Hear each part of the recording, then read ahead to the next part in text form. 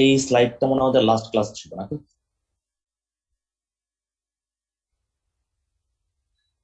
আমরা জি জি স্যার। কেপিকেসি এর just expression গুলো দেখছি, যে কোন কোন রিঅ্যাকশনের জন্য কেপিকেসি এর এক্সপ্রেশন গুলো আসলে কিভাবে লিখতে হয়। হ্যাঁ, হ্যাঁ বলো।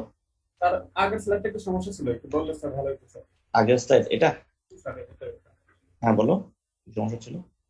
স্যার এটা ভালো করে বুঝিনি স্যার, তার আগের স্লাইডটা ভালো করে বুঝছি, এটা ভালো করে বোঝা যাচ্ছে স্যার।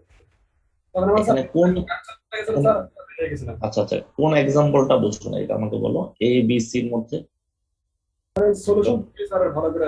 আচ্ছা, আমি তাহলে এটাই বলি। এতে কি দেওয়া আছে দেখো।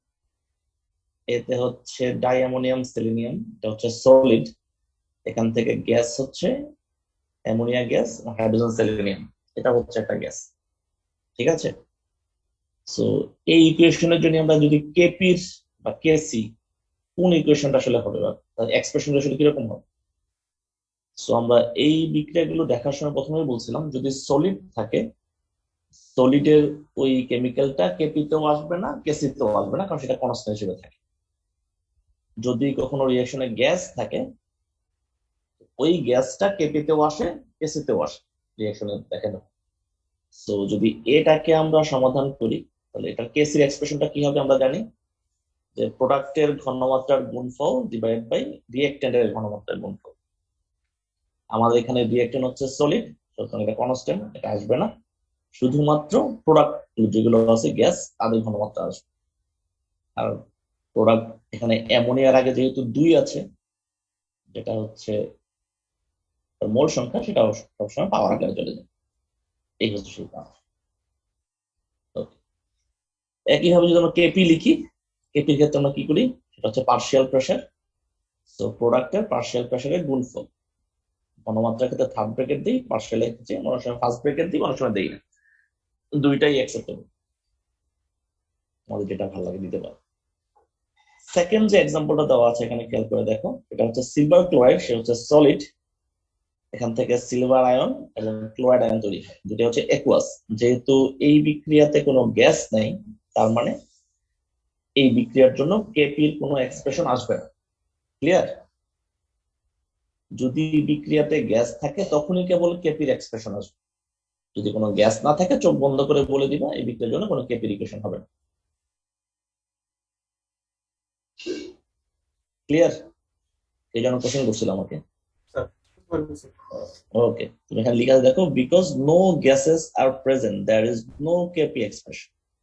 দেখছো খেয়াল করে ঠিক আছে। আচ্ছা, সো যদি একুয়াস, তার মানে যেখানে একুয়াস লেখা থাকবে সেটা একটা জলীয় দ্রবণে আছে। তো যখন দ্রবণের কথা বলবো তখন তার একটা ঘনমাত্রা আছে। তো কেসের এক্সপ্রেশনটা কি হবে, প্রোডাক্টের ঘনমাত্রার গুণফল। যেহেতু রিয়েক্ট্যান্ট আমাদের সলিড, সো সলিডটা যেহেতু কোনো এক্সপ্রেশনই আসে না, তো সেটা কনস্ট্যান্ট আকারে থাকবে, বাদ যায়। সবচেয়ে ক্রিটিক্যাল যেটা ছিল আমাদের 3 নাম্বারটা, এখানে ফসফরাসটা হচ্ছে সলিড, ক্লোরিনটা হচ্ছে গ্যাস, ফসফরাস ট্রাইক্লোরাইডটা হচ্ছে লিকুইড। এই লিকুইডটাই হচ্ছে সবচেয়ে বড় সমস্যা, যে আমরা লিকুইড থাকে সেটাকে আসলে কোথায় দিব। কেপি তো হবে না, ঠিক আছে বুঝলাম। তো কেসি থেকে সে কি আসবে? কেসিতে কখন আসে, যখন তার ঘনমাত্রা থাকে, তাই না? সো ফসফরাস ট্রাইক্লোরাইড যখন আমরা লিকুইডটা দিচ্ছি, লিকুইড দেওয়ার মানেটা কি? এটা একটা ফ্রেশ আর কি, কোনো গণমাত্রা যখন পুরোটাই আর কি তুমি এখানে, লিকুইড, একই পদার্থ। তার মানে হচ্ছে এটা 100% হচ্ছে ফসফরাস ট্রাইক্লোরাইড, তার মানে সলিউশন না। যেহেতু 100% ফসফরাস ট্রাইক্লোরাইড, তাকে আমি লিকুইড দেওয়ার যে কথা, সলিড দেওয়া তো একই কথা। যদি আমরা এখানে লিকুইডের পরিবর্তে অ্যাকুয়াস দিতাম, তখন তার একটা ঘনমাত্রা আসে, যে জলীয় দ্রবণে সে কি পরিমাণ দ্রবীভূত অবস্থায় আছে। যখন সলিউশনে থাকে তখন তার ঘনমাত্রা আসে। যেহেতু এখানে পুরোপুরি সে লিকুইড, তার মানে এই লিকুইড হলে সেটা একটা কনস্ট্যান্ট ভ্যালু চলে আসে। যার কারণে তুমি খেয়াল করে দেখো, আমরা যখন কেসির ইকুয়েশনটা লিখতেছি, উপরে কনস্ট্যান্ট 1 দিচ্ছি এবং নিচে হচ্ছে, যেহেতু শুধুমাত্র গ্যাস, ক্লোরিন গ্যাস, আমরা জানি গ্যাস থাকলে তাকে ঘনমাত্রাকে কনসেন্ট্রেশন দিয়ে প্রকাশ করা যায়, থার্ড ব্র্যাকেট দিয়ে, বা পার্শিয়াল প্রেসার দিয়ে প্রকাশ করা যায়। এই তো এই হচ্ছে মোটামুটি তোমাদের জন্য পড়া ছিল। তো এখানে সবচেয়ে বেশি ঝামেলা যেটা করে, যদি কখনো স্যার লিকুইডের পরিবর্তে এখানে একুয়াস দিয়ে দিতাম, যে আমি একুয়াস দিলাম, লিকুইডটা দিলাম। স্যার একটা প্রশ্ন ছিল। হ্যাঁ প্লিজ বলো বলো। স্যার যদি লিকুইডটা যদি সলিডের অনুরূপী হয়, হুম, স্যার লিকুইডে যদি কোনো ঘনমাত্রা নাই থাকে তাহলে আমরা 1 ইউনিট কেন ধরলাম? আর আরেকটা আচ্ছা প্রশ্ন হলো যে 1 ইউনিট কেন দেবো? আমরা তো এখানে সমীকরণে মোল সংখ্যা কিন্তু 4 আছে, তার শর্ত আমরা 1 ধরে নিচ্ছি। আচ্ছা, মোল সংখ্যা, এটা ভালো কোশ্চেন, যে মোল সংখ্যা তো 4 আছে, কেন 1 ধরবো? আমরা যদি একটু আগেরটাই দেখি, দেখো তোমাদেরকে একটু আগে যাই, আমরা যখন আগেরটাই বলতেছিলাম,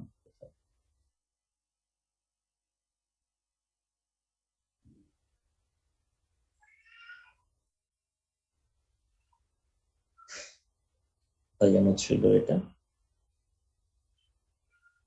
আচ্ছা তোমাদের এটা দিব। ওকে, যখনই কোনো লিকুইড থাকে, আমরা যখন কেসির এক্সপ্রেশনটা দেখতেছিলাম, কেসির এখানে কি ছিল, থার্ড ব্র্যাকেট দিয়ে আসলে কি বোঝায়? এই যে আমরা থার্ড ব্র্যাকেটটা মোলার দিচ্ছি, কনসেন্ট্রেশন। এটাকে বোঝায় মোলার কনসেন্ট্রেশন, মানে কি মোল পার লিটার, তাই না? এটা তো বুঝো নাকি? মোলার কনসেন্ট্রেশন হচ্ছে মোল পার লিটার, তার মানে হচ্ছে যদি কোনো সলিউশনে একটা দ্রব থাকে, একটা দ্রাবক থাকে, একটা সলিড, একটা সলভেন্ট থাকে, তখনই তার কেবল ঘনমাত্রা দিয়ে প্রকাশ করা সম্ভব। এতটুকু ক্লিয়ার? যদি কোথাও কোনো একটা সলিউশনে একটা সলিউট থাকে এবং একটা সলভেন্ট থাকে, যখন তারা বিভিন্ন রেশিওতে মিক্সড হবে, দ্রবণে যাবে, তখনই কেবল তার একটা ঘনমাত্রা থাকে। যে আমরা সলভেন্টের সাপেক্ষে তা বলি তার ঘনমাত্রা আসলে কত। তো যে সকল ক্ষেত্রে আমরা লিকুইড লিখব,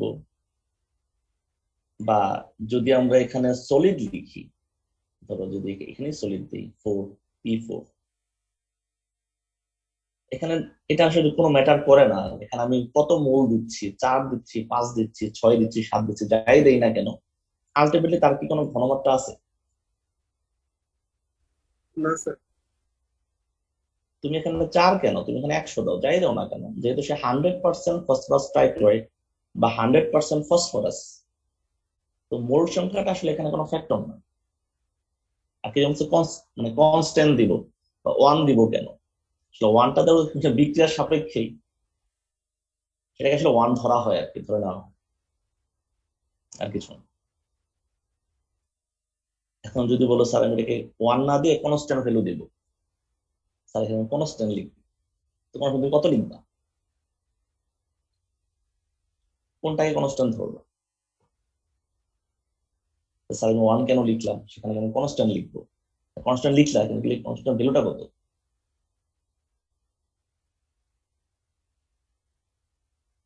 তো এই সকল বিক্রিয়ার ক্ষেত্রে যেহেতু আমরা কনস্ট্যান্ট বলতেছি, সেটাকে 1 হিসেবে কনসিডার করা হয়। এই সো সেম এজ, স্যার একটা স্যার কোশ্চেন কেপি, ছিল স্যার। হ্যাঁ বলো, স্যার বুঝছো না? কেপি এবং কেপি কেপি সংক্রান্ত ম্যাথ গুলোতে স্যার প্রথমে আমার সমতা করে নেওয়াটা স্যার বাধ্যতামূলক না স্যার, তা না হলে তো আলটিমেটলি রেজাল্টটা ভুল আসবে না যদি সমতা করা না থাকে। আচ্ছা আচ্ছা, একটু বলি, যদি আমরা যখন আমরা KP equal to KC R T del n ওই সূত্র দিয়ে যখন অঙ্ক করতে নিব, তখন অবশ্যই আমাকে বিক্রিয়াটাকে সমতা করতে হবে। আর যদি আমরা সমতাকরণ না করি, সেক্ষেত্রে আমাদের রেজাল্টটা ভুল আসবে। আচ্ছা, জি স্যার। এই কারণ ওখানে যেহেতু আমাদের ডেল এন এর একটা মান আছে, এবং ডেল এন এর মানটা হচ্ছে প্রোডাক্টের মোল সংখ্যার সমষ্টি বিয়োগ রিয়েক্টেন্টের মোল সংখ্যার সমষ্টি। তো যদি আমরা এটাকে সমতাকরণ নাই করি, তাহলে ওই যে সমষ্টিটা বলতেছি সেটার মানটা উল্টাপাল্টা আসবে। তো যদি ওটার মানটা উল্টাপাল্টা লিখি, রেজাল্টে আমার ভুল আসবে। তো এখানে আমরা এই অঙ্কটা শুরু করার চেষ্টা করতেছিলাম লাস্ট ক্লাসে, কিন্তু যদিও সমস্যার কারণে করা হয়নি। তো বিক্রিয়াটা একটু খেয়াল করে দেখো। Consider the following heterogeneous equilibrium. Heterogeneous বলতে আমরা কি বুঝি? হেটারোজেনিয়াস হচ্ছে সেই ইকুইলিব্রিয়াম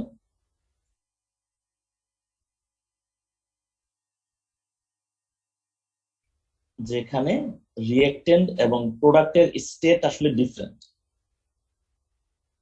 ক্লিয়ার? যদি কখনো বলে হেটারোজেনিয়াস ইকুইলিব্রিয়াম বলতে কি বুঝো, বা clarify the following terms with suitable example. Homogeneous equilibrium, heterogeneous equilibrium. তো হেটারোজিনিয়াস বলতে কোনটাকে বোঝায়?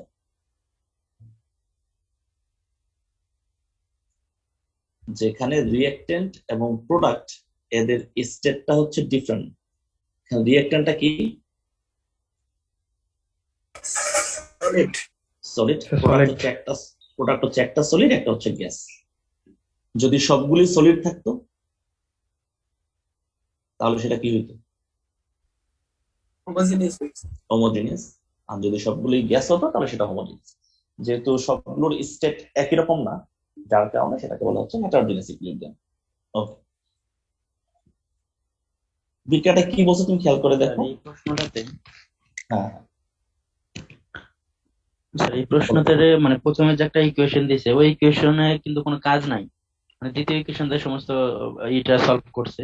তাহলে প্রথম ইকুয়েশনটা দেওয়ার এখানে তো কোনো দেখি না। কোনটা বলতে ঠিক বুঝি নাই।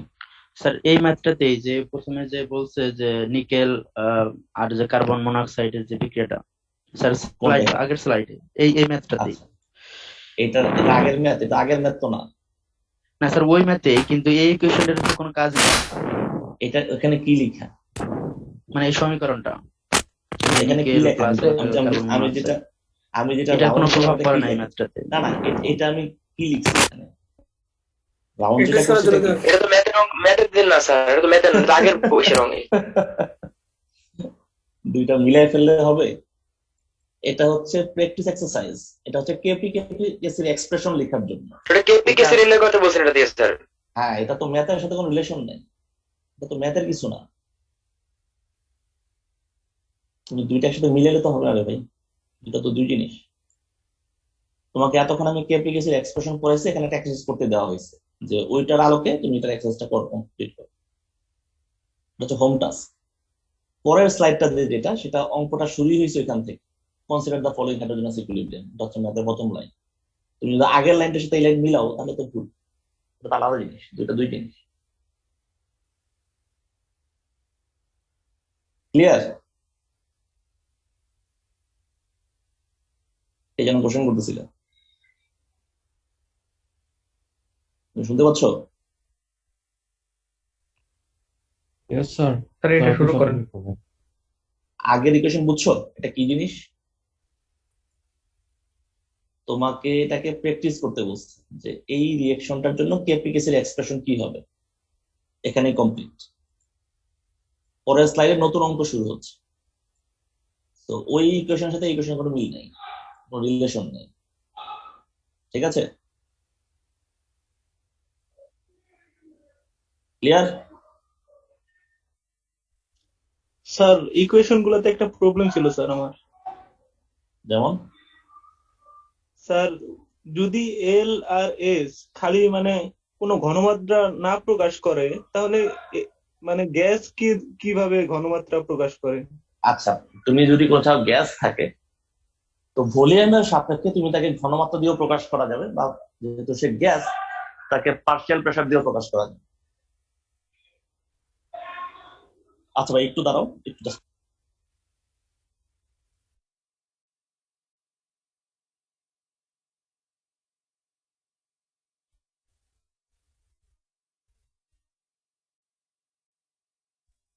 স্যার মিউট হয়ে গেছেন আপনি। স্যার তো বললো ওয়েট করতে। স্যার ফোনে কথা বলতেছে একটু।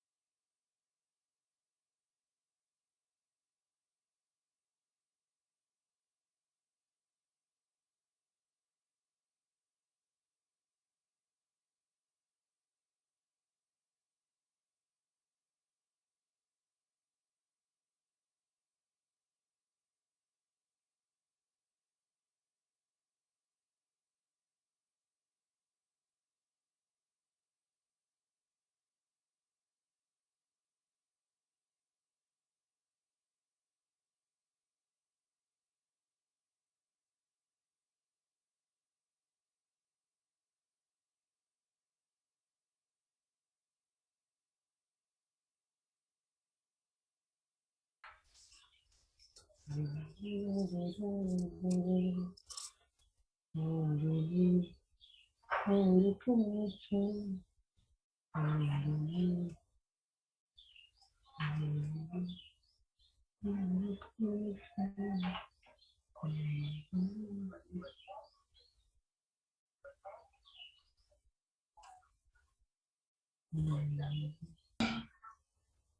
কে জন কি বলতেছিল তখন, প্লিজ একটু বলো আবার।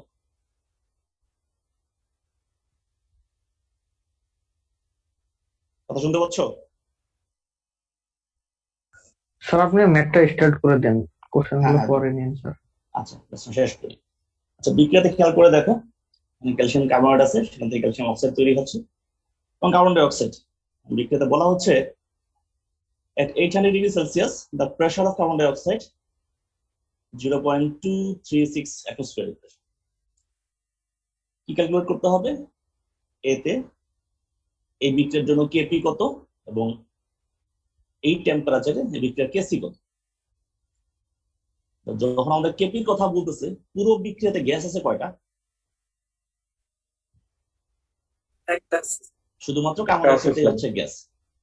তো আমার এই বিক্রিয়াতে যে প্রেসারটা দেওয়া আছে, এটা কার প্রেসার?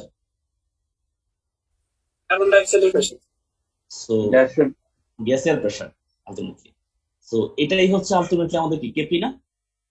কেপির এক্সপ্রেশন কি লিখি?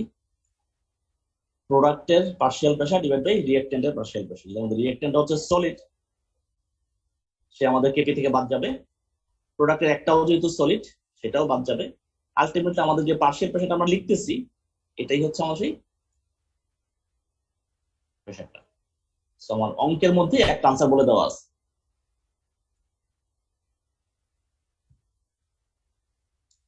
ওকে, সো সেকেন্ড পার্টটা কি ছিল, যে এই রিঅ্যাকশনের জন্য আমার কেসি কত। সো কেসি ইকুয়েশন আমরা কি জানি? KP equal to KC R T del n. এখানে টি এর মান হচ্ছে 800 ডিগ্রি সেলসিয়াস, আর এর মান আমরা বলছিলাম প্রথম দিকে যে এই সকল বিক্রিয়ার ক্ষেত্রে সবসময় আর এর মানটা আনবো 0.0821, এই ইউনিটটাকে আমরা ইউজ করবো।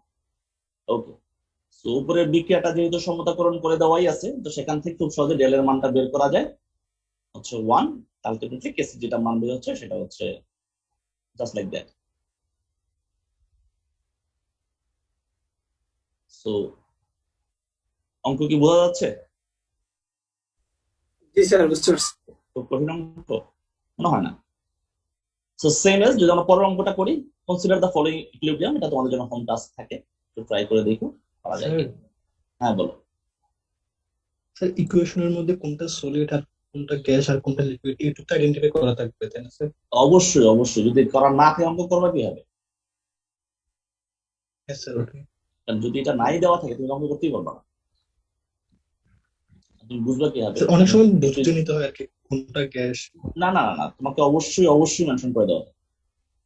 কারণ এখানে কেমিস্ট্রিতে বুঝে নেওয়ার মতো কিছু না, ম্যাথের মতো না ধরলাম এক সেকেন্ড এত, এরকম কিছু নাই। যখন কোনো রিয়েকশন তোমাকে দেওয়া হবে সেটা অবশ্যই স্পেসিফিক করে দেওয়া হবে। যেটা ঘাপলা করতে পারে সেটা হচ্ছে যদি সমতাকরণ করে দেওয়া না থাকতে পারে, অনেক সময় দেখা যায় সমতাকরণ করে দেওয়া থাকে, ঘাপলা করলে ওটাই করতে পারে, যে একটু টেস্ট করে দিলাম। কিন্তু অবশ্যই তার স্টেপটাও মেনশন করা থাকবে, না থাকলে তুমি বুঝবে কি হবে এটা কেপি হবে না কেসি হবে কিনা, কোনো অপশন নেই। হ্যাঁ স্যার, হ্যাঁ স্যার।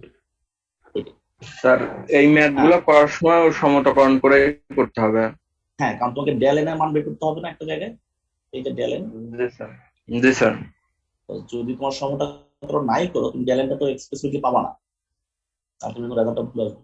তো অবশ্যই বিক্রিয়া যদি দেওয়া থাকে আর জাস্ট দেখে নিও যে সমতাকরণ করা আছে কিনা, যদি থাকে তাহলে তো অয়েল, যদি না থাকে অবশ্যই সমতাকরণ করে দিতে হবে। আর তোমাদেরকে এরকম কঠিন কোনো রিয়াকশন অবশ্যই দিবে না যেটা তুমি কখনো দেখোনি, বা তুমি কখনো এরকম রিয়াকশনের সাথে তুমি ইন্টারাক্টই করোনি। তো এরকম টাইপের কোনো রিয়াকশন তোমাকে কখনোই দেওয়া হবে না, যেটা তোমার জানা বা মোটামুটি তুমি পারবা ওইটাই তোমাকে দেওয়া হবে। আচ্ছা, এই চ্যাপ্টারের একটা ইম্পর্টেন্ট পয়েন্ট, লা শাতেলিয়ার প্রিন্সিপাল, এটার সাথে পরিচয় আছে সবার? লা শাতেলিয়ার নীতি স্যার এসএসসি করেছিলাম। স্যার হ্যাঁ, অল্প এটা স্বল্প স্যার। নামটা পরিচিত, কিন্তু হয়তো আমরা একটু নতুন ভাবে দেখবো আর কি, আসলে এই জিনিসটা কোথায় কাজে লাগে, কিভাবে কাজে লাগে। আচ্ছা, লা শাতেলিয়ার একজন ফ্রেঞ্চ কেমিস্ট, উনি অসংখ্য এক্সপেরিমেন্ট করে ইকুইলিব্রিয়াম রিঅ্যাকশনের উপর এক্সপেরিমেন্ট করছেন অনেক। ফাইনালি উনি একটা প্রিন্সিপাল দাঁড় করেছেন। প্রিন্সিপালটা জাস্ট লাইক এরকম: when a stress is applied on a system,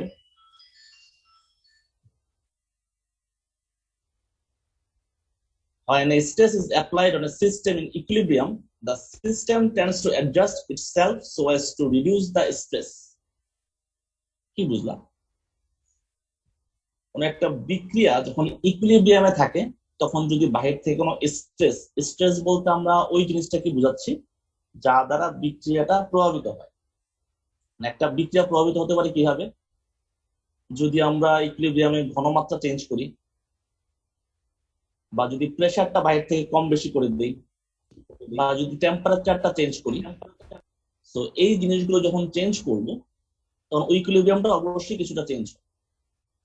তো এই লা শাটিলের উনি বলতেছেন যে যদি কোনো বিক্রিয়াতে এরকম কিছু চেঞ্জ করা হয়, সো বিক্রিয়াটা ডানে বা বামে এমন ভাবে যাবে যাতে এক্সেস আমি যেটা চেঞ্জ করলাম সেটা যাতে মিনিমাইজ হয়ে যায়। একটা এক্সাম্পল দেখি তোমার জন্য ওটা ক্লিয়ার হবে। ফার্স্ট টেবিলটা দেখো। ফার্স্ট টেবিলে প্রথম যে বিক্রিয়াটা আছে এটা কি দেওয়া?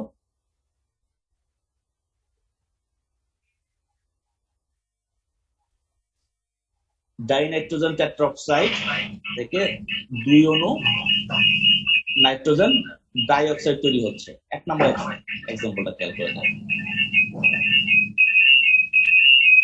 সোহেল রানা মিউট। মনে আচ্ছা মিউট করে দাও প্লিজ, নয়েজ হচ্ছে। এখানে টেবিলটাতে কি বলছে? Effect of pressure on various gaseous equilibrium. এখানে যতগুলো বিক্রিয়া দেখতেছো এই টেবিলটাতে সবগুলি হচ্ছে গ্যাসিয়াস। ক্লিয়ার? সো এই সকল বিক্রিয়াতে যদি বাহির থেকে আমি প্রেসার দেই, দেন আমার বিক্রিয়াটা আসলে কোন দিকে যাবে। ঠিক আছে? বুঝতে পারছে কথা? ফার্স্ট যে এক্সাম্পলটা খেয়াল করে দেখো, ডাইনাইট্রোজেন টেট্রাঅক্সাইড থেকে 2 অণু নাইট্রোজেন ডাইঅক্সাইড তৈরি হচ্ছে। এখানে যখন বলা হচ্ছে প্রেসার যখন আমরা ইনক্রিজ করব, বিক্রিয়ার ডিরেকশনটা কোন দিকে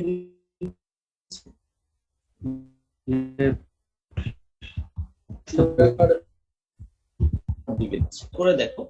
রিঅ্যাক্ট্যান্টের মোল কত?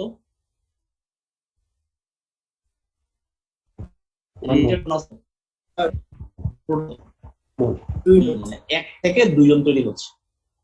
সো 2 জনের শক্তিটা বেশি, প্রেসার বেশি হবে না একজনের প্রেসার বেশি? 2 জন, যেহেতু প্রোডাক্ট বেশি হচ্ছে, মোল সংখ্যা বেশি, ওদিকে প্রেসারটা বেশি হয়। যদি বাইরে থেকে আরো প্রেসার দেই ইকুইলিব্রিয়ামে থাকার পরে, ওটাকে মিনিমাইজ করতে হবে না? এমনিতে প্রেসার বেশি হচ্ছে বিক্রিয়াতে, বাইরে থেকে আমরা আরো প্রেসার, তাহলে কি করতে হবে?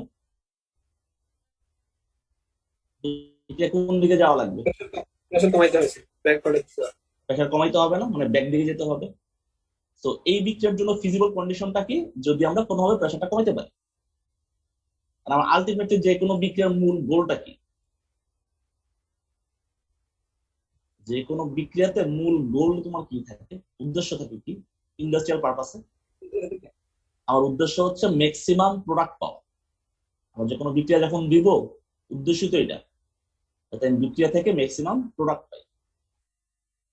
তো প্রথম যে বিক্রিয়াটা দেখতেছি, যেখানে বিক্রিয়া থেকে বেশি পরিমাণ প্রোডাক্ট তৈরি হচ্ছে মোল সংখ্যা, তো এই বিক্রিয়াটা যদি প্রেসার আরো বাড়াই, তো সেক্ষেত্রে বিক্রিয়া কোন দিকে যাচ্ছে?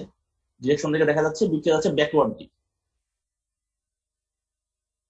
তো এই বিক্রিয়ার জন্য ফিজিবল কন্ডিশনটা কি হবে? সামনের দিকে দিতে হইলে প্রেসার ডিক্রিজ করতে হবে। অবশ্যই প্রেসারটাকে কমাইতে হবে। আচ্ছা, সেম সেকেন্ড বিক্রিয়া যেটা দেখতেছো, ফসফরাস ট্রাইক্লোরাইড থেকে 1 অণু ফসফরাস ট্রাইক্লোরাইড এবং 1 অণু ক্লোরিন, তাহলে প্রোডাক্টের মোল সংখ্যা বেশি না? এখানে 1, এখানে 1, সমষ্টি কত? 2 হবে স্যার। রিঅ্যাকট্যান্ট কত? 1 স্যার। 1। তার মানে এখানেও দেখা যাচ্ছে যে প্রোডাক্টের প্রেসারটা বেশি হবে। তো যদি আমরা প্রেসার আরো বাড়াই, সেক্ষেত্রে বিক্রিয়া কোন দিকে যাবে? ব্যাকওয়ার্ড দিকে স্যার। অবশ্যই ব্যাকওয়ার্ড দিকে যাবে। মানে রাইট টু লেফট যাবে, মানে বিক্রিয়া আমাদের প্রোডাক্ট রুমে যাবে। তো এই বিক্রিয়ার জন্য ফিজিবল কন্ডিশন হচ্ছে যদি আমরা কোনোভাবে প্রেশারটা কমাইতে পারি সেক্ষেত্রে বিক্রিয়াটা সামনের দিকে যাবে। 3 নম্বর বিক্রিয়াটা খেয়াল করে দেখো। 3 নম্বর বিক্রিয়া কি? 2 অণু সালফার ডাইঅক্সাইড 1 অণু অক্সিজেনের সাথে বিক্রিয়া করে 2 অণু সালফার ট্রাইঅক্সাইড তৈরি করতেছে। সেখানে রিঅ্যাকট্যান্টের মোল সংখ্যা কত? Sir 3 sir 2 3 plus 1 3। প্রোডাক্টের মোল সংখ্যা কত? 2 স্যার 2 2। তো এই বিক্রিয়াতে দেখা যাচ্ছে রিঅ্যাকট্যান্টের মোল সংখ্যা বেশি কিন্তু প্রোডাক্টের মোল সংখ্যাটা কম। যদি বাইরে থেকে আরো প্রেসার দেই, এমনিতেই প্রোডাক্টের মোল সংখ্যা কম, তো সমতাকরণ করতে হলে কি করতে হবে? আমাদের দেশ থেকে সামনে যাওয়া লাগবে না, আরো আরো বেশি করে প্রোডাক্ট তৈরি করতে হবে। কারণ আমাদের নীতিতে কি বলা ছিল? নীতিতে বলা ছিল কোনো একটা বিক্রিয়া যখন ইকুইলিব্রিয়ামে থাকে, বাইরে থেকে যদি আমরা কোনো স্ট্রেস অ্যাপ্লাই করি যেটা দ্বারা বিক্রিয়াটা প্রভাবিত হতে পারে, তো এই এক্সেস স্ট্রেসটা মিনিমাইজ করার জন্য বিক্রিয়ার সামনে বা পিছনে এমন ভাবে যাবে যাতে এক্সেস ওই স্ট্রেসটা মিনিমাইজ হয়ে যায়। তো এই বিক্রিয়াতে আমরা দেখেছি 3 নম্বর বিক্রিয়াতে রিঅ্যাকট্যান্টের মোল সংখ্যা হচ্ছে 3, প্রোডাক্টের মোল সংখ্যা হচ্ছে 2। তোমার রিঅ্যাকট্যান্টের দিকে প্রেসার বেশি থাকে, প্রেসার বেশি বিক্রিয়াতে। তো বাইরে থেকে যখন আমরা এক্সট্রা প্রেসারটা দিচ্ছি, ওই এক্সেস প্রেসারটাকে মিনিমাইজ করতে হলে অবশ্যই বিক্রিয়াটাকে সামনে যেতে হবে। সামনে যাওয়া মানে কি? প্রোডাক্ট তৈরি হওয়া। তো এই বিক্রিয়া 3 নম্বর বিক্রিয়ার জন্য ফিজিবল কন্ডিশন হচ্ছে যদি আমরা প্রেসার ইনক্রিজ করি দেন আমরা ম্যাক্সিমাম প্রোডাক্ট পাবো। 4 নম্বরের জন্য সেম কথা প্রযোজ্য। 5 এবং 6 একটু ডিফারেন্ট, খেয়াল করে দেখ কি লিখা।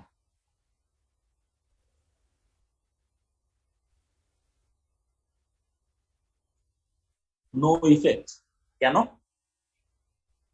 রিঅ্যাকট্যান্ট প্রোডাক্টের মোল সংখ্যা সমান। রিঅ্যাকট্যান্ট এবং প্রোডাক্টের উভয় দিকে মোল সংখ্যা সমান সমান। তো তুমি এখানে প্রেসার বাড়াও বা কমাও যাই করো না কেন, আলটিমেটলি ইকুইলিব্রিয়ামের উপরে তার কোনো প্রভাব থাকবে না। তো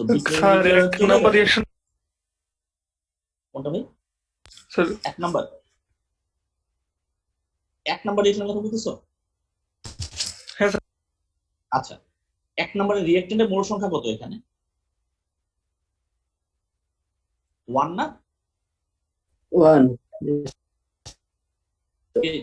কে যেন প্রশ্ন করতেছিল, তুমি বুঝতেছো এটা? হ্যাঁ স্যার। আর প্রোডাক্টের মোল সংখ্যা কত আমার? স্যার 2। আলটিমেটলি 1 মোল থেকে 2 মোল নাইট্রোজেন ডাইঅক্সাইড তৈরি হয়। 1 থেকে 2 তৈরি হচ্ছে। এখানে যতগুলো বিক্রিয়া দেওয়া আছে সবগুলি হচ্ছে গ্যাস, বলেই আছে effect of pressure on various gaseous equilibrium, সবগুলি গ্যাসিয়াস ইকুইলিব্রিয়াম। সো রিঅ্যাকট্যান্ট যদি 1 মোল থাকে তার থেকে 2 মোল নাইট্রোজেন ডাইঅক্সাইড তৈরি হয়। মানে আলটিমেটলি সবগুলো যেহেতু গ্যাস, এখানে প্রোডাক্টের সাইডের প্রেসারটা বেশি থাকে গ্যাসিয়াস হওয়ার কারণে, যেহেতু এখানে 2 মোল তৈরি হচ্ছে।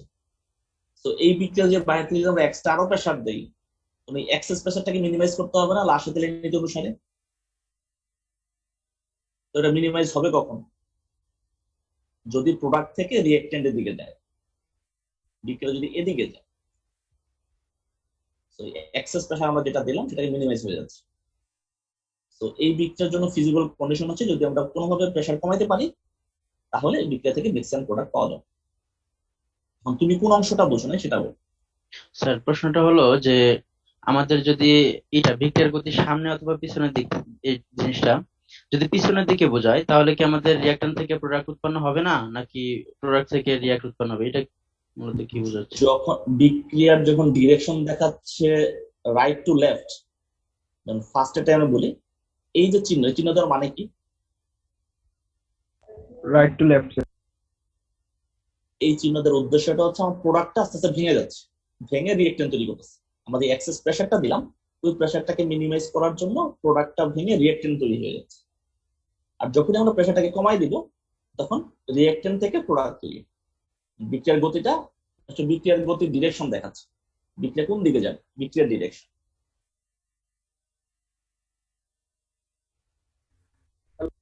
হ্যাঁ বলো। ডিরেকশন বুঝবো কিভাবে? ডিরেকশন বুঝবা কিভাবে? লাস্টে দিলে নীতি বুঝছো? নীতি কি বলা ছিল, তাকে নীতি বলো। কি লেখা এটা? রুলটা আরেকবার একটু স্যার যদি এক্সপ্লেইন করেন। এই নীতিটা কি? নীতিটা কি লেখা? নীতিটাকে বল। when a stress is applied, স্ট্রেসটাকে আমরা একটু রাউন্ড করে রাখি, হয় না stress is applied on a system in equilibrium, কোন একটা বিক্রিয়া যখন ইকুইলিব্রিয়ামে থাকবে তখন যদি বাহির থেকে আমরা কোনো স্ট্রেস অ্যাপ্লাই করি, the equilibrium tend to adjust itself so as to reduce the stress. বিক্রিয়াটা এমন ভাবে অ্যাডজাস্ট হবে যাতে আমরা যে স্ট্রেসটাকে অ্যাপ্লাই করলাম সেটা রিডিউস হয়ে যায়, সেটা কমে যায়। ক্লিয়ার এই লাইন? জি স্যার। এই লাইন কে বুঝো নাই? মানে এই লাইন দ্বারা উনি আসলে কি বুঝাচ্ছে? স্যার আরেকবার একটু স্যার বলেন। কোন একটা বিক্রিয়া যখন ইকুইলিব্রিয়ামে থাকবে, আমরা যখন মনে আছে এই জিনিসগুলো,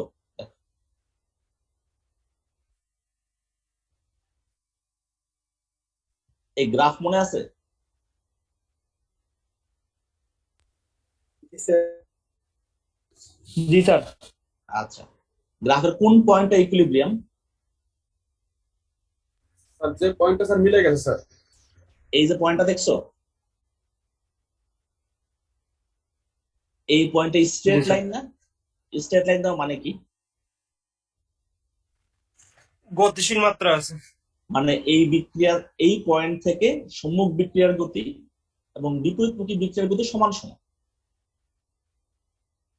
তো লাহাতিলিয়া যখন নীতিটা দিচ্ছে উনি এই পয়েন্টটাকে ইন্ডিকেট করতেছেন যে কোনো একটা বিক্রিয়া যখন ইকুইলিব্রিয়ামে চলে যাবে, চলে যাওয়ার পরে যদি আমি ওই স্ট্রেস গুলো অ্যাপ্লাই করি, কোন স্ট্রেস?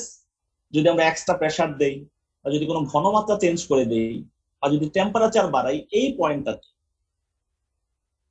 তখন বিক্রিয়ার কি চেঞ্জ হবে না হবে?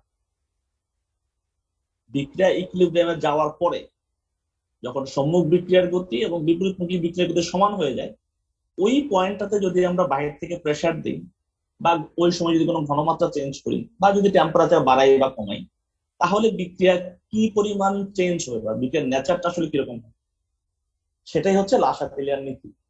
এবং এই নীতির মেইন অ্যাপ্লিকেশন হচ্ছে ইন্ডাস্ট্রিয়াল পারপাস। আমরা যখন ইন্ডাস্ট্রি দেওয়ার চিন্তা ভাবনা করবো, তো যে কোনো ইন্ডাস্ট্রি দেওয়ার মূল উদ্দেশ্য থাকে কি? কম খরচে বেশি পরিমাণ প্রোডাক্ট পাওয়া, তাই না? আমি খরচ কম দিব কিন্তু আমার ম্যাক্সিমাম প্রোডাক্ট পেতে হবে। তো ওই সকল পারপাসে লাসাতিলিয়ার নীতি অনেক ভাইটাল একটা ফ্যাক্টর হিসেবে কাজ করে। আমরা ওটা দেখবো আস্তে আস্তে। তো ওনার পয়েন্টটাই ছিল ইকুইলিব্রিয়াম পয়েন্টে যদি আমরা স্ট্রেস গুলো অ্যাপ্লাই করি তখন কি হয় না সেটা।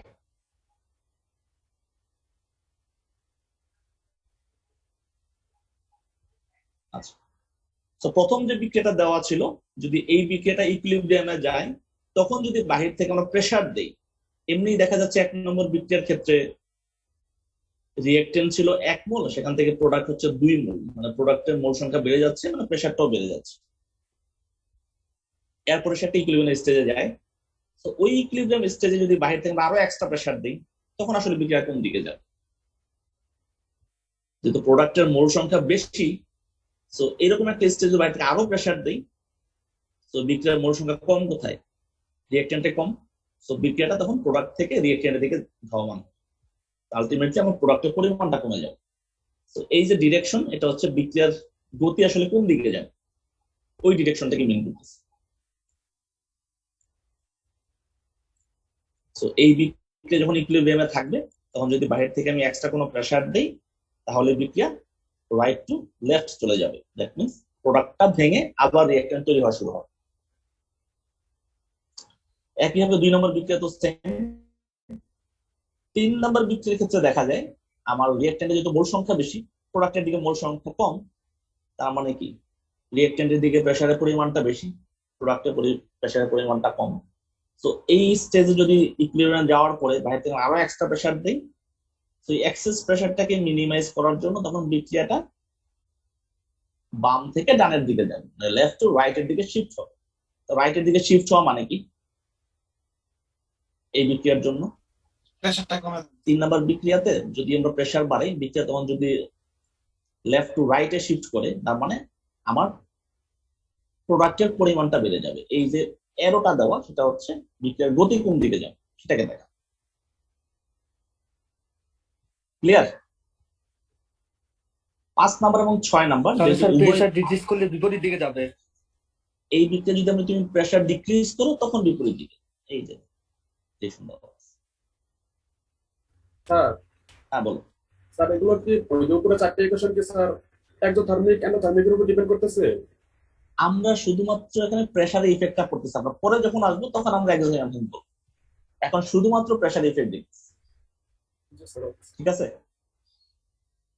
পরের টেবিলটা খেয়াল করে দেখো।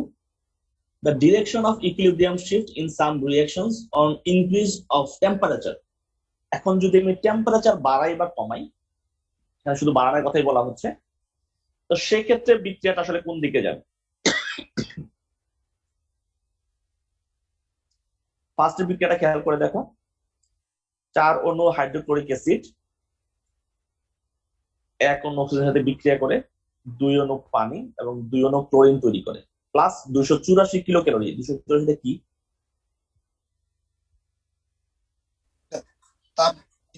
তাপ শক্তি। তার মানে যখন হাইড্রোক্লোরিক অ্যাসিড অক্সিজেনের সাথে বিক্রিয়া করে সেখান থেকে পানি তৈরি হয়, ক্লোরিন তৈরি হয় এবং 284 এই পরিমাণ তাপ শক্তি তৈরি হয়। যখন প্রোডাক্টের দিকে তাপ দেওয়া থাকে মানে হচ্ছে এই পরিমাণ তাপ তৈরি হচ্ছে। যখন রিয়েক্টেন্টের দিকে দেওয়া থাকে তখন কি? তাপ শোষণ করবে স্যার। তখন তাপ শোষণ হয়। তো অনেক সময় তোমাকে পুরোপুরি মানটা দিয়ে দেওয়া থাকতে পারে, বা অনেক সময় শুধুমাত্র প্লাস ভি বলে দেওয়া থাকে, বা অনেক সময় দেখা যায় ডেল এইচ দিয়ে বলা থাকে, ডেল এইচ সমান সমান মাইনাস। মাইনাস দেওয়া মানে কি? সেখান থেকে এই পরিমাণ তাপ বের হচ্ছে তাপ উৎপাদন বিক্রিয়া। তাপ উৎপাদী বিক্রিয়ার জন্য। যখন ডেল এইচ দিয়ে প্লাস দেওয়া থাকে তখন সেটা কি? তাপহারী বিক্রিয়া। এটা হচ্ছে সিম্পল টার্ম, তাপহারী বিক্রিয়া। সো তোমাকে যে কোনো ভাবে দেওয়া থাকবে না কেন, মোটামুটি এই সাইন গুলো দেখলে তুমি বুঝতে পারবে যে বিক্রিয়াটা আসলে তাপ উৎপন্ন হচ্ছে আর তাপ লাগতেছে। ওকে, চলো প্রথম বিক্রিয়ার কথা বলি। হাইড্রোক্লোরিক অ্যাসিডের সাথে যদি অক্সিজেন বিক্রিয়া করে পানি এবং ক্লোরিন তৈরি হয় এবং একই সাথে 284 কিলো ক্যালোরি তাপ শক্তি তৈরি হচ্ছে। সো একটা জিনিস সবসময় মাথায় রাখো, যদি কোনো বিক্রিয়ার সম্মুখেরটায় তাপ উৎপন্ন হয় অবশ্যই বিক্রিয়াটা বিপরীত দিকে গেলে কি হয়?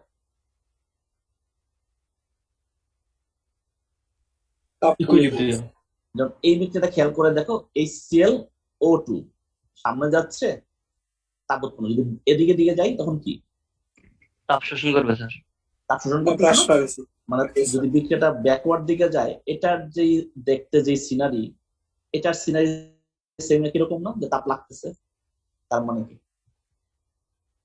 যখন আমরা ব্যাকওয়ার্ড দিকে যাচ্ছি আলটিমেটলি তখন তাপ লাগতেছে। ওকে, সো এই বিক্রিয়াটা এমনি তাপ তৈরি হচ্ছে 284, এর উপরে আমি আরো পরিমাণ তাপ দিলাম, কারণ এখানে কি বলা হচ্ছে খেয়াল করে দেখো, ইনক্রিজ অফ টেম্পারেচার, তাই না? সবগুলো বিক্রিয়ার জন্য যদি তাপমাত্রা যদি আমি বাড়াই তখন কি ইফেক্ট হবে? আমার ইকুইলিব্রিয়ামে 284 কিলো ক্যালোরি তাপ তৈরি হয়, আমি বাইরে থেকে আরো 20 কিলো ক্যালোরি দিলাম, তাহলে এখন তাপ কত হয়ে গেল? 284 সাথে আরো 20 দিলাম, কত হইলো? 304 কিলো ক্যালোরি। কিন্তু লা সাথে নীতি কি বলে?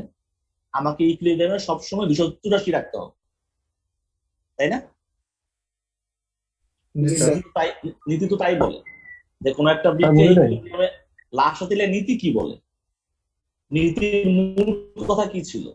যে কোনো একটা বিক্রিয়ায় ইকুইলিব্রিয়ামে থাকা অবস্থায় যদি বাইরে থেকে কোনো আমি স্ট্রেস অ্যাপ্লাই করি, তো এক্সেস পরিমাণে যে স্ট্রেসটা আমি অ্যাপ্লাই করলাম সেটা এমন ভাবে বিক্রিয়াটা লেফট বা রাইটে যাবে যাতে এক্সেস পরিমাণে স্ট্রেসটা মিনিমাইজ হয়ে যায়। তো এই বিক্রিয়াটা ইকুইলিব্রিয়ামে থাকলে সেখান থেকে 284 কিলো ক্যালোরি তাপ তৈরি হয়। বাইরে থেকে যদি আমি আরো 20 কিলো ক্যালোরি তাপ অ্যাড করে দিই, এখন তাপ হয়ে গেল কত? 304। সো লাস্ট সাথে নীতি অনুসারে সবসময় কত থাকতে হবে আমাকে? সবসময় 284 থাকতে হবে। তো 284 থাকলে কি করতে হবে? এক্সেস যে 20 অ্যাড করলাম সেটাকে ইউজ করে ফেলতে হবে না? আমি এক্সেস যে 20 কিলো ক্যালোরি তাপ অ্যাড করলাম সেটা তো ইউজ করতে হবে নাকি? জি স্যার, ওটা অ্যাবজর্ব করে নেবে। মিনিমাইজ করতে হলে ইউজ হবে কোন দিকে? ওই এক্সেস তাপটা যদি অ্যাড করলাম, সেটা ইউজ হবে কোন দিকে, বিক্রিয়া কোন দিকে গেলে সেটা ইউজ হয়?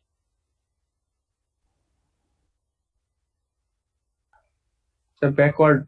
যদি আমরা বিক্রিয়াটা ব্যাকওয়ার্ড দিকে নিয়ে যাই, রাইট থেকে যদি লেফটের দিকে নেই, তখন আমরা এক্সেস যেটা অ্যাড করছিলাম সেটা মিনিমাইজ হয়ে যায়। তো আমার এই বিক্রিয়ার জন্য ফিজিবল কন্ডিশন কি, কি করলে আমি সবচেয়ে বেশি পরিমাণ প্রোডাক্ট পাবো? যদি টেম্পারেচার ডিক্রিজ করি, যদি আমি এখান থেকে টেম্পারেচারটাকে কমাই দিতে পারি, তখন বিক্রিয়ার গতি কোন দিকে যাবে? ফরওয়ার্ড যাবো স্যার। ফরওয়ার্ড দিকে যাবে। তো আমার এই বিক্রিয়াটার জন্য ফিজিবল কন্ডিশন হচ্ছে যদি টেম্পারেচার কমাইতে পারি। ইন্ডাস্ট্রিয়াল কেসে যখন তুমি 10 ডিগ্রি সেলসিয়াস টেম্পারেচার কমাবা, এটা বিশাল অ্যামাউন্ট। তো সেম সেকেন্ড বিক্রিয়ার জন্য একই রকম, থার্ড বিক্রিয়াটার জন্য একই রকম, কিন্তু যখন আমরা ফোর্থ বিক্রিয়া দেখি, সেটা কি? 2 অণু কার্বন ডাই অক্সাইডের সাথে যদি আমরা 135.2 কিলোক্যালোরি তাপ দেই, তারপরে গিয়ে কার্বন মনোক্সাইড এবং অক্সিজেন তৈরি হয়। এখানে যদি আরো তাপ দেই, আরো বিক্রিয়া সামনে যাবে, তাই না? 135.2 দিলে কার্বন মনোক্সাইড অক্সিজেন তৈরি হয়। আরো 102 দিয়ে দিই, ওইটাও তো ইউজ হবে নাকি? এক্সেসটাকে ইউজ করে ফেলতে হবে না? জি স্যার। জি স্যার। যদি আমি এক্সেসটা ইউজ করি, তাহলে আলটিমেটলি আমার প্রোডাক্ট বাড়বে না? জি স্যার। তখন বিক্রিয়ার গতি কোন দিকে যাচ্ছে? ফরওয়ার্ডে সামনের যাচ্ছে। দিকে যাচ্ছে, ফরওয়ার্ডের দিকে। কারণ যে সকল বিক্রিয়া তাপ হারি, ওই সকল বিক্রিয়া যদি বাইরে থেকে আমরা আরো তাপ দেই, তো সেক্ষেত্রে বিক্রিয়ার গতি আরো সামনের দিকে যাবে। তো তোমাদের যদি কখনো পরীক্ষাতে যে কোনো একটা বিক্রিয়া দিয়ে বলা হয় তার উপরে তাপের প্রভাব ব্যাখ্যা করো, কি বলছে? বিক্রিয়া দিয়ে দিলাম, বললাম এটার উপরে তাপের কি প্রভাব।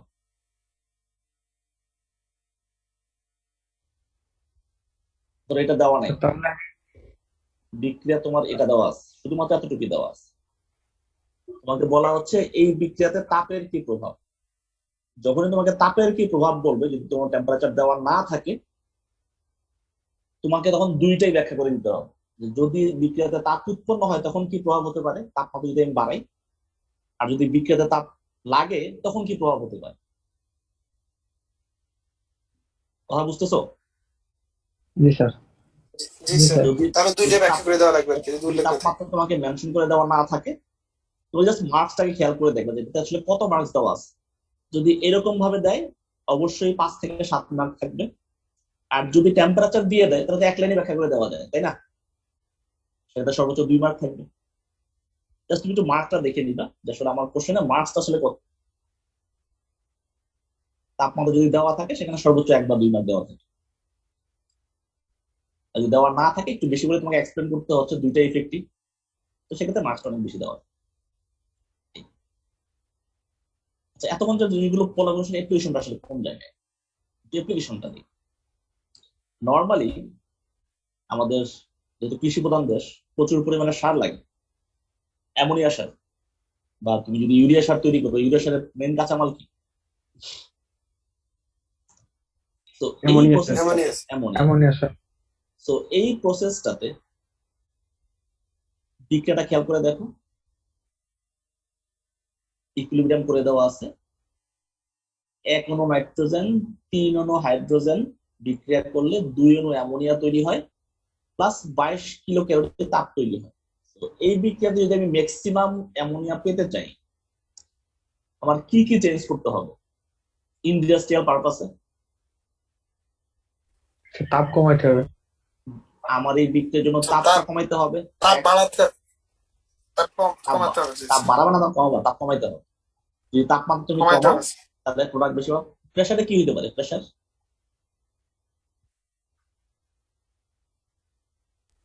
প্রেসার বাড়ানো লাগবে। তোমাকে প্রেসার অবশ্যই বাড়াইতে হবে। যদি প্রেসার বাড়াও, টেম্পারেচার কমাও, তাহলে তুমি ম্যাক্সিমাম অ্যামোনিয়াটা পাও। আরেকটা হচ্ছে ক্যাটালিস্ট। ক্যাটালিস্টের কি কাজ?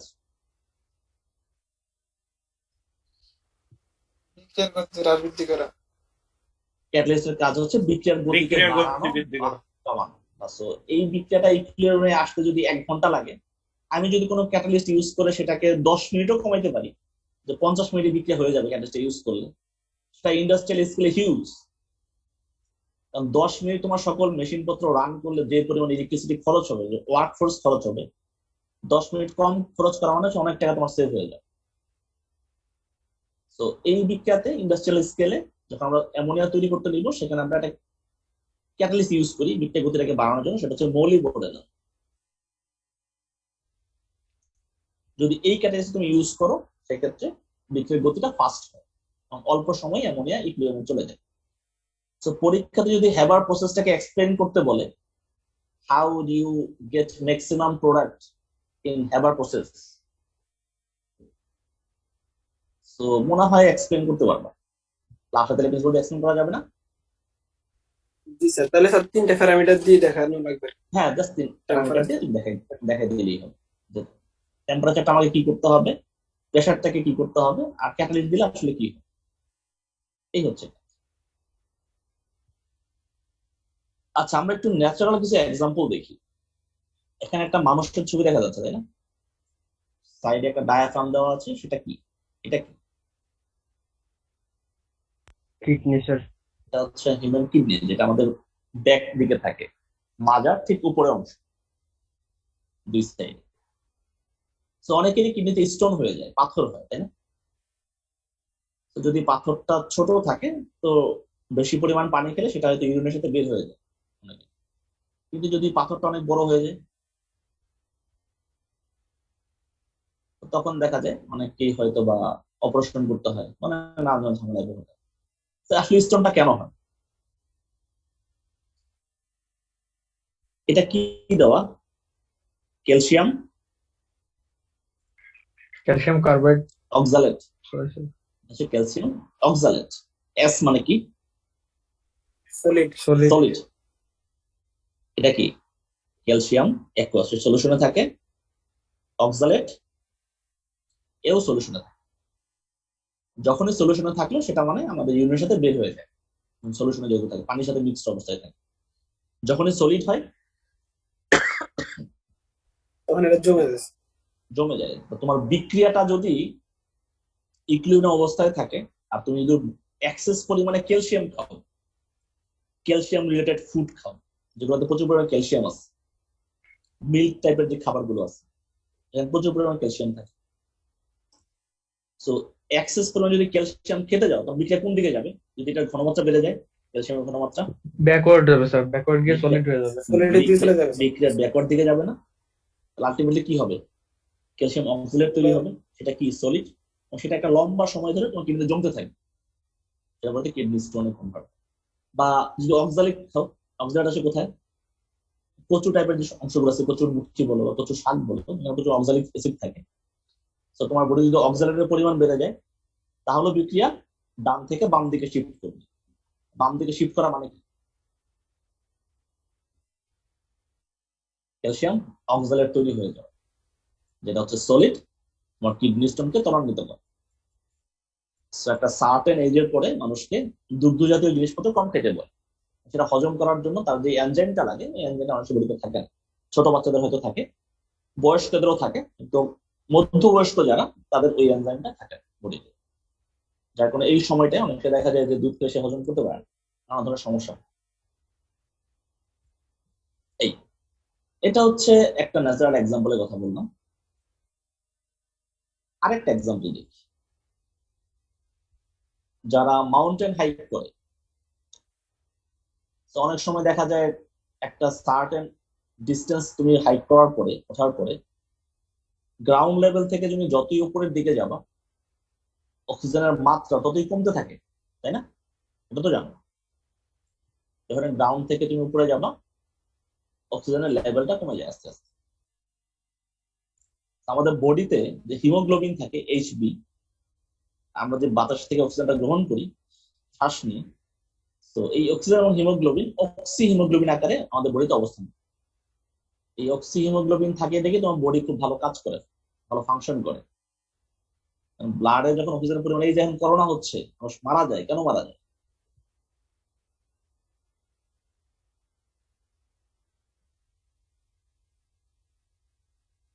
মারা যাওয়ার মূল কারণটা কি?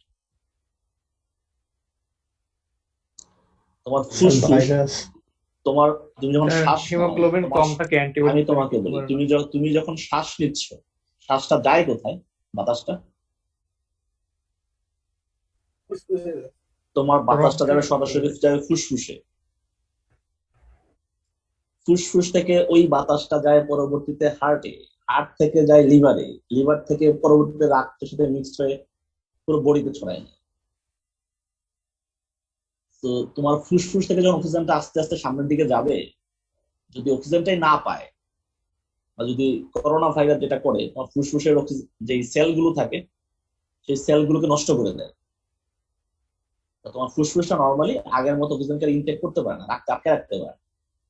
এই যে অক্সিজেনের পরিমাণ লেভেলটা তোমার কমে গেল, ইন্টারনাল বিভিন্ন অর্গানে অক্সিজেনটা ঠিক মতো পৌঁছতে পারতেছে, যার কারণে ইন্টারনাল অর্গান গুলো ফেলিওর হয়ে যায়। বলেন অনেকে যাদের হার্টের ডিজিজ আছে, যাদের কিডনি ফেলিওর আছে, তারা যাদের করোনা ভাইরাস আক্রান্ত হলে মরার রেটটা সবচেয়ে বেশি থাকে। কেন থাকে? তোমার হার্ট এমনিই দুর্বল, কিডনি তোমার এমনিতেই দুর্বল, তার উপরে করোনা ভাইরাস আক্রান্ত করে তোমার ফুসফুসকে নষ্ট করে দিচ্ছে, তোমার বডিতে অক্সিজেনের লেভেল অনেক নেমে গেছে। এই যে অক্সিজেনের লেভেলটা নেমে গেল, ইন্টারনাল অর্গান গুলো এমনি থেকে আস্তে আস্তে মারা যায়, তখন মানুষ মারা যায়। সো যারা আসলে মাউন্টেন হাইক করে, এদের অক্সিজেনের লেভেলটা যেহেতু কমে যায়, তখন তারা আস্তে আস্তে দুর্বল হয়ে যায়, যেহেতু অক্সিজেনটা অন্যগুলোর সাথে এভাবে ইকুইলিব্রিয়াম অবস্থায় থাকে।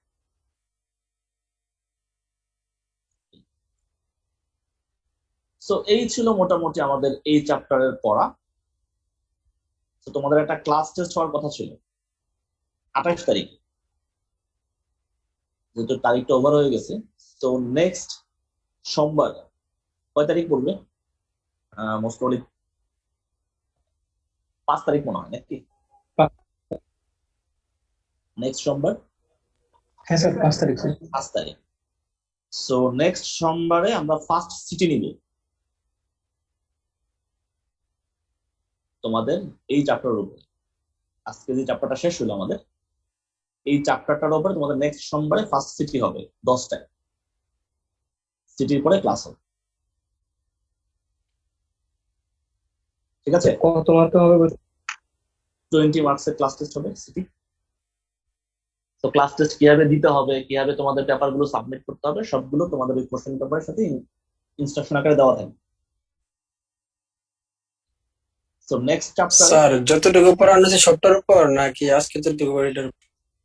এই পুরো চ্যাপ্টারের উপর।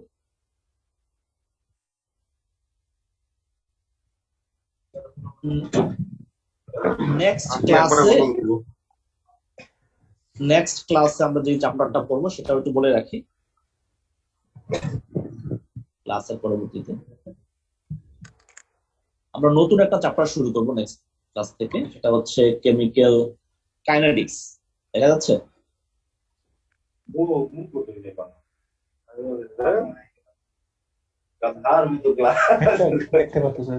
সাউন্ড সিস্টেমটা বন্ধ করে মাইক্রোফোনটা। ল্যাপটপে ক্লাস করতে তো আসতো, মনোযোগ আসতো।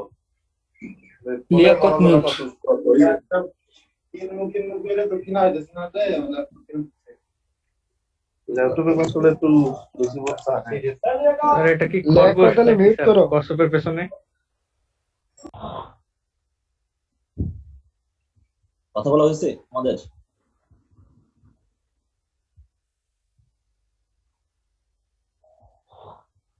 কথা বলা শেষ? আতিকুর মিউট।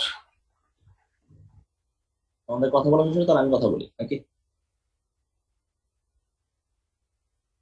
আচ্ছা, নেক্সট ক্লাস থেকে আমরা নতুন একটা চ্যাপ্টার শুরু করবো, সেটা হচ্ছে কেমিক্যাল কাইনেটিক্স, রাসায়নিক গতিবিদ্যা। যেহেতু গতির কথা বলতেছি, অবশ্যই টাইম সেখানে আসবে। মানে কোনো একটা বিক্রিয়া কি হারে চলবে, কি গতিতে চলবে না চলবে, ওই সকল বিষয় নিয়ে মূলত এই চ্যাপ্টারে আলোচনা করা হয়। তো বিক্রিয়া একটু আউটলাইন দেই, আমরা আসলে এই চ্যাপ্টারে কি কি পড়বো সেটা হচ্ছে ইন্ট্রোডাক্টরি কথাবার্তা বলবো, আমরা রেট লস গুলো দেখবো, যে কোনো বিক্রিয়া অর্ডার বলতে আসলে কি বোঝায়, মলিকুলারিটি আসলে কি বোঝায় সেটা সম্পর্কে জানবো। আমরা সেখানে জিরো অর্ডার রিঅ্যাকশনটা দেখবো, ফার্স্ট অর্ডার রিঅ্যাকশন দেখবো, ফার্স্ট অর্ডারের ক্যারেক্টারিস্টিক্স গুলো দেখবো, একইভাবে রিলেটেড কিছু ম্যাথ করার চেষ্টা করবো, আমাদের সেকেন্ড অর্ডার রিঅ্যাকশন আছে এবং সেই সেকেন্ড অর্ডার রিঅ্যাকশনে হাফ লাইফ সম্পর্কে জানবো। তো এই হচ্ছে মোটামুটি আমাদের এই চ্যাপ্টারের আউটলাইন। নেক্সট ক্লাস থেকে আমরা এই চ্যাপ্টার সম্পর্কে স্যার এটার পিডিএফটা দিয়ে দিন স্যার। হ্যাঁ, আমি আজকে তোমাদের সিআরকে দিয়ে দিচ্ছি, এর নেক্সট সুবিধা। ঠিক আছে, সো সবাইকে বলে দিও যারা ক্লাসে আছে, যদি কেউ এক দুজন মিসিং থাকে, নেক্সট স্যার সোমবারে তোমাদের সিটি হচ্ছে না, বলো। সিটির প্রশ্নের মানে এই সিস্টেমটা যদি করতেন, মানে কি মানে এমসিকিউ এর আগে তো আমরা পরীক্ষা দিচ্ছি অনেক সময় এমসিকিউ প্লাস না না, প্রশ্ন বা এমসিকিউ না, এরকম, তোমাদের তোমাদের কোশ্চেন মানে আকারে কিরকম থাকবে, তোমাদের কোশ্চেন আকারেই থাকবে, সমস্যা নেই। কারণ পরীক্ষা নেওয়ার আগে 10 মিনিট তোমাকে ইএলপি তে না, তোমাকে জুমে মিট পরীক্ষা হবে। সাবমিট করতে হবে কোথায়? সাবমিট করতে হবে মেইলে। ভালো হয়েছে, একটু দেরি তো দেওয়া যাবে। ভালো হয়েছে, হ্যাঁ দেখে দেখে লেখা যাবে, সমস্যা নেই, দেখে দেখে লিখ। এই আর কি। তো পরীক্ষা দেখা যাবে ইনশাআল্লাহ, পরীক্ষা দাও। সবাই অনেক ভালো থাকো, হ্যাঁ ক্লাসটা শেষ করি আমরা, পরীক্ষার জন্য প্রিপারেশন নাও। স্যার একটা বিষয় প্রশ্ন ছিল আর কি, ওই যে প্লিজ বলো। টেম্পারেচারের ব্যাপারে ওগুলো, মানে হ্যাঁ ওখানে বলো। যে তাপমাত্রাটা দেওয়া আছে ওটা কি আমাদের ইকুইলিব্রিয়ামের স্ট্যান্ডার্ড মানে যখন ইকুইলিব্রিয়াম হবে ওই সময়ের ওই তাপমাত্রা ওটা? হ্যাঁ যখন, হ্যাঁ তখন ওইটাই।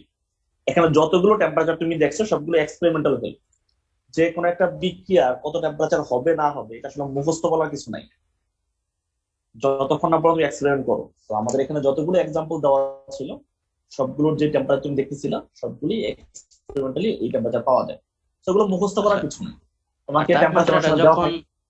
বলো। তাপমাত্রাটা যখন প্রোডাক্টের সাথে অ্যাড করা আছে ওর সাথে যদি আরো তাপমাত্রা বৃদ্ধি করি, এটা কি মনে আছে যে প্রোডাক্টের সাথে দেওয়া আছে ওই পাশে তাপমাত্রা বৃদ্ধি করলে মানে ওই পাশে বৃদ্ধি পাবে আরো, এরকম নাকি?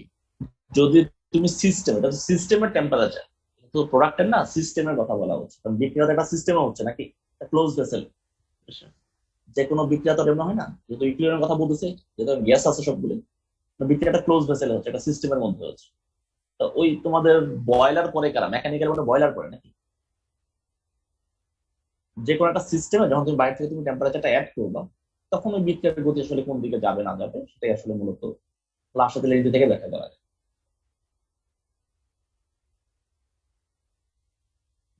ঠিক আছে, জি স্যার। সো একটু স্যার শীতটা ক্লাসের হলো, ভিডিওগুলো একটু দিয়ে শীতটা, দিলে ভালো হয়, অনেকেই তো স্যার ক্লাসে ঠিক মতো অ্যাটেন্ড করতে পারে নাই স্যার। আচ্ছা দেখা যাক। তো শীতটা একটু ভালো করে পড়ো, যদি কারো কোথাও সমস্যা থাকে আমাকে ফোন করো, সমস্যা নেই। আমাদেরকে যথেষ্ট প্রচুর বোঝানো যায়, চেষ্টা করবো। সেটা ভালো থাকবে, হ্যাঁ পরে কথা হবে ইনশাআল্লাহ। স্যার হ্যাঁ বলো, এই জন্য কি বলতেছিলে? এই জন্য কি বলছিলাম যে বলতে চাইলে? টেম্পারেচারের যে স্লাইডটা একটু যদি করতেন। আমি delete করে দিতে হবে। টেম্পারেচারের যে স্লাইডটা মানে ওইটা একটু শেয়ার করতেন যদি একটু।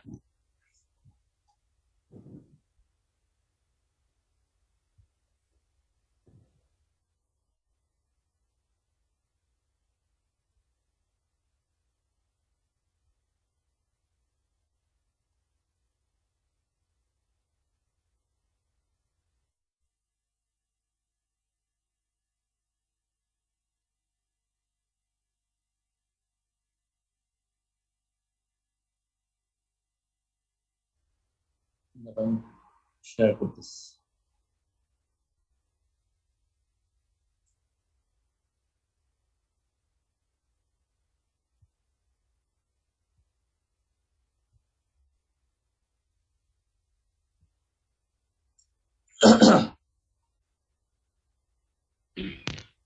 স্যার আমি জানতে চাচ্ছি যে এই যে এখানে হ্যাঁ যে বলো। 284 কিলো ক্যালোরি যে তাপমাত্রা অ্যাড করা আছে, হ্যাঁ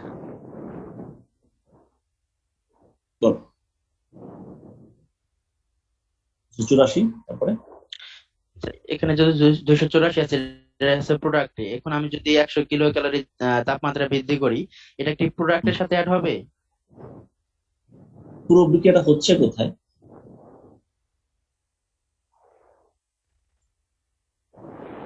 বিক্রিয়াটা হচ্ছে কোথায়? বিক্রিয়াটা হচ্ছে একটা সিস্টেমের ভিতরে, সিস্টেমের টেম্পারেচার হচ্ছে 284 বাড়তেছে। তো বাইরে থেকে এই সিস্টেমে তুমি আরো 100 কিলোক্যালোরি অ্যাড করবে সিস্টেমটার ভিতরে। সিস্টেমের টেম্পারেচার এমনি 284 বেড়ে আছে, আরো অ্যাড করতেছে। তো লাস্টে নির্দেশক কি বলে, আমাকে এটা মিনিমাইজ করতে হবে না অ্যাক্সেসটাকে, যেটা অ্যাড করলাম। যতগুলো বিক্রিয়া দেয় সবগুলো একটা সিস্টেমের ভিতরে হচ্ছে নাকি, এরকম তো ওপেন ভেসেলে হচ্ছে। ওপেন ভেসেলে তুমি বুঝবা কি আর, তাই না? সবগুলি হচ্ছে ক্লোজ ভেসেল এবং একটা সিস্টেমের মধ্যে। ওই সিস্টেমে যদি বাইরে থেকে তুমি এই পরিমাণ টেম্পারেচার অ্যাড করে দাও, তখন বিক্রিয়াটা আসলে কোন দিকে যাবে না যাবে, এটা হচ্ছে কথা। তখন কথা হচ্ছে স্যার আমি 100 কিলো অ্যাড করলাম, এটাকে প্রোডাক্টের দিকে অ্যাড করলাম আর রিয়েক্টেন্টের দিকে অ্যাড করলাম, বুঝবো কেমন, তাই না? স্যার এটাই তো আমার প্রশ্ন। এটাই প্রথম অপশন ছিল, এটাই। তো স্যার এখানে যেমন এই যে 3 নাম্বার আমি তোমাকে বলি, 4 নাম্বার ইকুয়েশন আবার দেওয়া আমি আছে। তোমাকে বলি এখানে তুমি যে টেম্পারেচারটা দেখতেছো, আচ্ছা তুমি প্র্যাকটিক্যাল কিছু ফেনোমেনা বলি। গ্লুকোজের পানি খেয়েছো কখনো? মানে গ্লাসের মধ্যে, বিশেষ করে স্টিলের গ্লাসে পানিতে গ্লুকোজ মিক্স করছো কখনো? যদি না করো আস্তে করে দেখো, যখন তুমি 2 থেকে 3 চামচ গ্লুকোজ মিক্স করবা, তুমি গ্লাসটা ধরে দেখো গ্লাসটা অনেক ঠান্ডা হয়ে যায়। তুমি দেখছো কখনো গ্লাস যে ঠান্ডা হয়?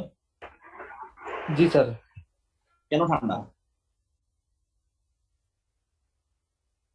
বাইরের থেকে তাপ গ্রহণ করছে কারণ বিক্রিয়া। এই গ্লুকোজ যখন পানিতে তুমি মিক্সড করবা, ওই বিক্রিয়াটাতে এক্সোথার্মিক, সেটা হচ্ছে এন্ডোথার্মিক বিক্রিয়া, অ্যাটমসফিয়ার থেকে তাপ শক্তি শোষণ করে, যার কারণে সেটা ঠান্ডা হয়ে যাচ্ছে। একইভাবে তোমরা কখনো চুন পানিতে মিক্স করে দেখছো? পলি চুন, চুন যখন পানিতে দাও ফুটতে থাকে না, অনেক গরম দেখছো না? তোমার এই পাত্রটা অনেক গরম হয়ে যায়। কেন গরম হয়? এটা স্যার একদম থার্মিক রিঅ্যাকশন। কারণ ওইটা হচ্ছে একটা এক্সোথার্মিক বিক্রিয়ার এক্সাম্পল। তো এই যে বিক্রিয়াগুলো হচ্ছে, চুনকে পানিতে মিক্সড করা বা গ্লুকোজকে পানিতে মিক্সড করা, আর যদি এই বিক্রিয়াটা তুমি একটা সিস্টেমের মধ্যে করো, একটা বদ্ধ পাত্রের ভিতরে করো, যেই টেম্পারেচারটা তৈরি হয় সেটা কি সিস্টেমের মধ্যে থাকবে না? পাত্রের মধ্যে তো থাকবে,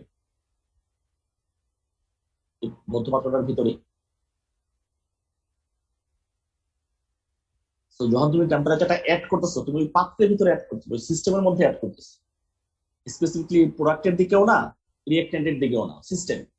যদি আমি এই যে স্কোয়ারটা আর্ট করলাম, এটা হচ্ছে আমার সিস্টেম, দিয়ে এই সিস্টেমের বাহির থেকে আমি 100 দিই,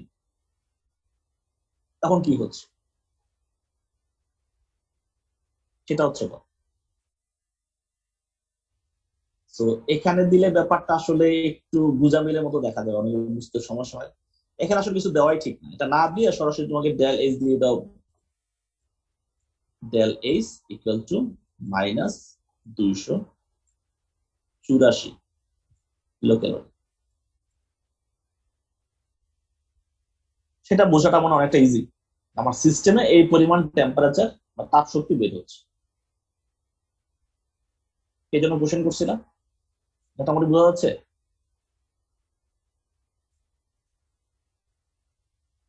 কে কোশ্চেন করছিলাম?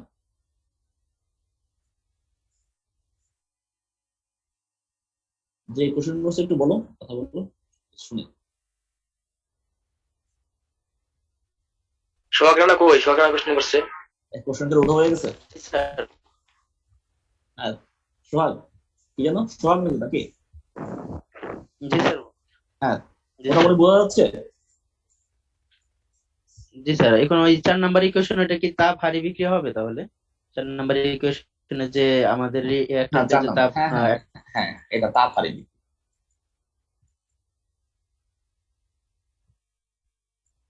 4 নাম্বার বিক্রিয়ার এক্সাম্পল হচ্ছে তাপ হারিনি, এখানে তাপ শোষণ হচ্ছে। বিক্রিয়াটা করতে গেলে বাইরে থেকে তাপ শোষণ করতে হবে, যেটা আমরা গ্লুকোজের কথা বলতেছিলাম ওই এক্সাম্পলের মতো। আর এটা হচ্ছে চুনের মতো,